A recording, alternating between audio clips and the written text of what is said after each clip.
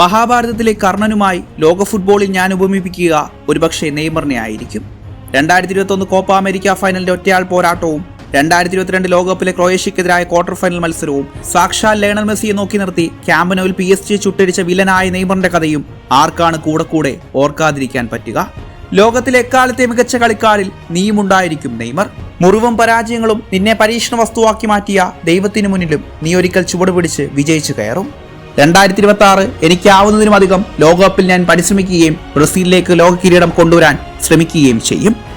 33K followers ഉണ്ടായിരുന്ന എനിക്കെല്ലാം നഷ്ടപ്പെട്ട് വീണ്ടും ഒന്നേന്ന് തുടങ്ങുമ്പോഴും അധികമായി ഒന്നും വിഷമിക്കാനില്ലാത്തത് ഞാൻ നിന്നെ ഒരുപാട് ഇഷ്ടപ്പെടുന്നത് കൊണ്ടാണ്. ഞാൻ നിന്റെ ആരാധകനാണ്. പ്രിയ ഫുട്ബോൾ ആരാധകരെ, നമുക്കൊന്നുകൂടി ചേരാം. പഴയതിനും ആർജവുമായി തിരികെ വരാം. വീണ്ടും ഫോളോ ചെയ്ത് കൂടെ കൂടുമോ? പുതിയ വീഡിയോയുമായി നമുക്ക് ഇനിയും കാണാം. ബൈ.